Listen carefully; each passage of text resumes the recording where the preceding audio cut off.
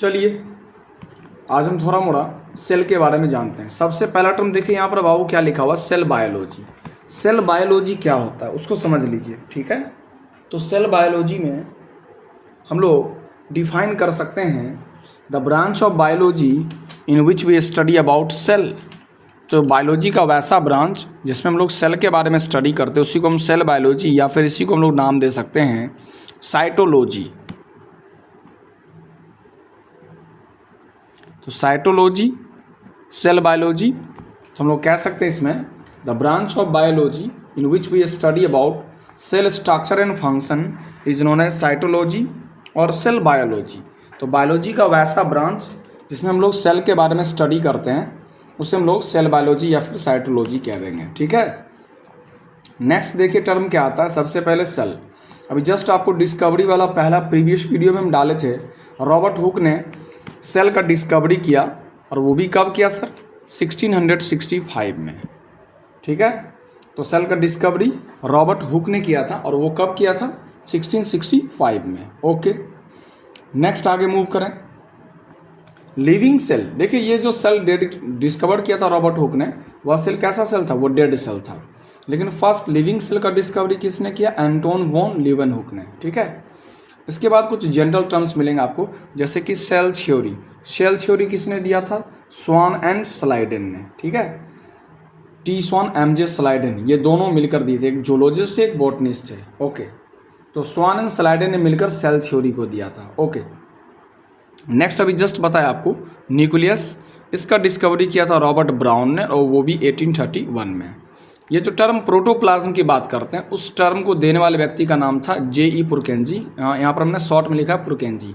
JE. पुरकेंजी ने term दिया था प्रोटोप्लाज्म। नेक्स्ट इलेक्ट्रॉन माइक्रोस्कोप का डिस्कवरी किसने किया, नॉल एंड रस्का ने किया था, ओके। सेल जैसा कि आप 7-8 से ही पढ़ते आ रहे हैं, 8 स्टैंडर्ड में पढ़े होंगे, it is the structural and the functional unit of life.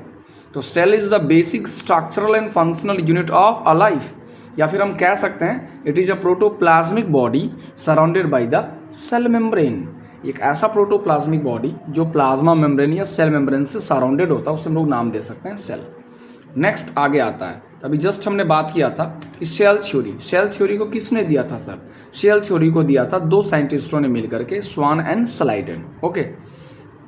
अब सेल थ्योरी है क्या सर, सेल थ्योरी में क्या पॉइंट्स होते हैं। यदि आपसे ऐसा सवाल पूछ दिया जाए व्हाट इज सेल थ्योरी, तो उसमें हम क्या लिखेंगे। पहला पॉइंट लिख सकते हैं कि all the plant and animal cells are made from cell. मतलब कोई भी प्लांट हो या एनिमल्स हो वो किससे बने होते हैं, सेल से, ठीक है सर। तो पहला पॉइंट ये चिपका सकते हैं वहाँ पर कि प्लांट हो या एनिमल हो, कोई भी हो ऑर्गेनिज्म, वो किन से बने होते हैं, सेल से बने होते हैं। सेकेंड पॉइंट क्या आता है सर, सेल थ्योरी को फर्दर एक्सप्लेन किसके द्वारा किया गया था, तो आर वर्चो, पूरा नाम होता है रुडोल्फ वर्चो के द्वारा एक्सप्लेन किया गया, ठीक है। और यहाँ अगला टर्म क्या बना हुआ सर कि all the cell arises from pre existing cell. वहाँ पर एक टर्म मिलेगा आपको ओमनिस ई सेलुला सेलुला, जिसका मतलब होता है कोई भी नया सेल जो होता है वो पुराने वाले सेल से डिवाइड होकर बनते हैं, ठीक है।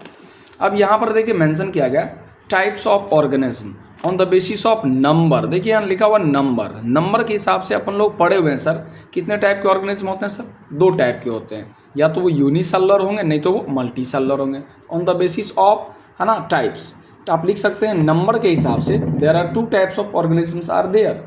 First one is the unicellular organism जो सिर्फ एक ही सेल के बने होते हैं, लाइक अमीबा, बैक्टीरिया, प्रोटिस्टा वगैरह, है ना। So those organisms which are made from only one cells are called unicellular, and the organisms which are made from more than one cell are called multicellular, like the plant, human, etc. Okay. Next, अब हम लोग आगे जानते हैं division of labour भी cell में देखने को मिलता है, क्योंकि सेल के अंदर बहुत सारे सेल ऑर्गेनल्स होते हैं और हर एक ऑर्गेनल के द्वारा एक डिफिनिट फंक्शन को परफॉर्म किया जाता है और तभी जाकर एक सिस्टमैटिक तरीके से वर्क करते हैं, तब जाकर कोई फंक्शन को परफॉर्म करते हैं। नेक्स्ट, अब आगे बात करें हम लोग प्रोकैरियोट्स एंड यूकैरियोट्स, ये भी 2 टाइप्स ऑफ सेल्स होते हैं, उस पर भी हम आगे बात करेंगे। अब यहाँ पर टर्म्स आता है, देखिए यहाँ पर टर्म्स क्या आता है सर, यहाँ पर टर्म्स आता है सर डिफ्यूजन।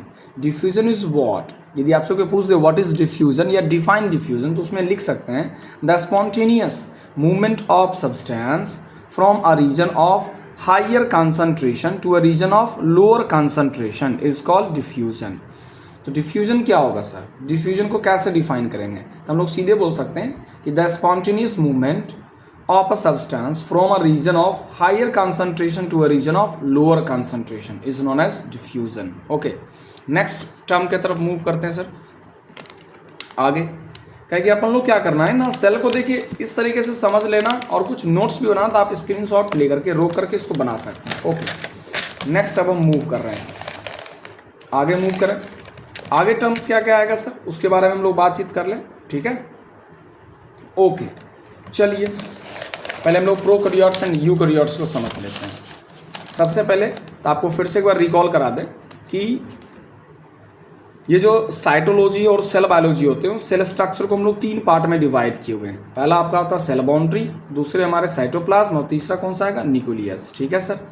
ओके, अच्छा पीछे हमने डिफ्यूजन पर बात किया, तब हम लोग पहले ऑस्मोसिस पर थोड़ा सा बातचीत कर लेते हैं, चर्चा कर लेते हैं, फिर आगे बढ़ जाएंगे, ठीक है सर। ऑस्मोसिस क्या होता है सर, तो ऑस्मोसिस में आप कह सकते हैं the movement of water molecule from higher concentration to lower concentration through a selective permeable membrane। Clear है? कोई पूछ देगा आपसे, देखिए डिफ्यूजन और ऑस्मोसिस में क्या है कि ये फ्लूइड सब्सटेंस के लिए होता है और वो गैसियस सब्सटेंस के लिए होते हैं। इसमें मेम्ब्रेन की आवश्यकता पड़ती है, उसमें मेम्ब्रेन की आवश्यकता नहीं पड़ती है। The movement of the water molecule through selective permeable membrane from higher concentration to lower concentration is known as osmosis. इसके अंदर हम लोग हाइपोटोनिक, हाइपरटोनिक और आइसोटोनिक पर बातचीत करेंगे आगे। ओके, नेक्स्ट आगे आपको टर्म्स इसी में मिलेंगे, plasmolysis, the shrinkage and contraction of cytoplasm away from cell wall. The shrinkage and contraction of cytoplasm away from the cell wall is known as plasmolysis. Okay next अगला terms क्या आता है sir, तो cytology के बारे में हमने बातचीत किया अभी। साइटोलॉजी बायोलॉजी का वैसा ब्रांच होता है जिसमें हम लोग सेल के बारे में स्टडी करते हैं, उसे हम लोग नाम देते हैं साइटोलॉजी या फिर उसे नाम देते हैं सेल बायोलॉजी। ओके, अब देखिए साइटोलॉजी को 3 पार्ट में डिवाइड किया गया है। पहला आपका सेल बाउंड्री होता है, दूसरा हमारा साइटोप्लाज्म, तीसरा क्या है वो न्यूक्लियस होगा। माइक्रोस्कोप अपन लोग क्या है, माइक्रोस्कोप क्या होता है सर, माइक्रोस्कोप एक इंस्ट्रूमेंट है जिसके जरिए अपन लोग माइक्रो ऑर्गेनिज्म को ऑब्जर्व कर पाते हैं, देख पाते हैं। ये सिंपल माइक्रोस्कोप भी आते हैं, इसमें compound microscope and electron microscope, ठीक है। इलेक्ट्रॉन माइक्रोस्कोप के बारे में बताया था, डिस्कवर किया नॉलन रस्का ने। इसकी कैपेसिटी जो होती है वो सिंपल और कंपाउंड के मुकाबले में थोड़ा ज़्यादा होती है। नेक्स्ट आता है प्रोकैरियोट्स एंड यूकैरियोट्स में कुछ जनरल टर्म्स हैं जो आप पहले से जान रहे होंगे, थोड़ा समझ लेते, रिकॉल कर लेते हैं। न्यूक्लियर मेम्ब्रेन जो होते हैं वो प्रोकैरियोट्स में नहीं पाए जाएंगे, बट यूकैरियोट्स में पाए जाएंगे, प्रेजेंट होंगे। न्यूक्लियस के अंदर जो स्ट्रक्चर पाया जाता है वो एब्सेंट रहता है, यहाँ प्रेजेंट मिलेंगे आपको यूकैरियोट्स में। इसमें क्रोमोसोम सिंगल होते हैं, इसमें क्रोमोसोम बहुत सारे पाए जाएंगे। And membrane bound, lastly membrane bound, वैसा सेल ऑर्गेनेल जो मेम्ब्रेन से सराउंडेड होते हैं वो एब्सेंट मिलेंगे आपको। किसमें, ये आपको प्रोकैरियोट्स में एब्सेंट मिलेंगे, बट यूकैरियोट्स में यही चीजें क्या है, प्रेजेंट मिलेंगे। नेक्स्ट आगे मूव करें सर, आगे क्या टर्म्स आता है। अब आता है यहाँ पर heading plasma membrane. Plasma membrane की यदि बात कर लें, इसका डिस्कवरी किया था आपके रॉबर्ट हुक ने, जिन्होंने सेल का खोज किया, ठीक है sir. The outer most covering of a cell, है ना, तो ध्यान दीजिए प्लाज्मा मेम्ब्रेन को हम लोग कैसे डिफाइन करें। The outer most covering of the cell that separates, किसको सेपरेट करेगा sir, the contents of the cell from its external environment. मतलब प्लाज्मा मेम्ब्रेन या सेल मेम्ब्रेन एक ऐसा स्ट्रक्चर होता है एक सेल के अंदर में जो एक सेल के बाहर में एक कवरिंग तैयार करता है। जैसे कोई सेल है तो उसके आउटर कवरिंग को बनाने का काम किसका होगा, प्लाज्मा मेम्ब्रेन का, ठीक है। यदि वो प्लांट सेल है तो उसके ऊपर एक एडिशनल कवरिंग होगा जिसको हम लोग सेल वॉल नाम देंगे।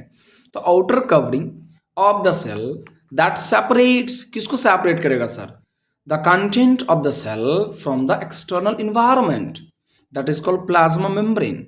प्लाज्मा मेम्ब्रेन, ये क्वेश्चन आपको बार बार मिलता होगा कि प्लाज्मा मेम्ब्रेन को हम लोग सेलेक्टिव परमेबल क्यों कहते हैं। व्हाई सेल मेम्ब्रेन या plasma membrane is known as selective permeable membrane. Plasma membrane allows और permits the entry and exit of some important material in and out of the cell. तो plasma membrane क्या करता है, important substance को allow करता है, cell के अंदर आने भी देता है और सेल से बाहर जाने भी देगा। दैट इज वाई यहां हमने लिखा है the plasma membrane allow or permit the entry and exit of some materials in and out of the cell and also permit the movement of some other materials, so it is known as selective permeable membrane।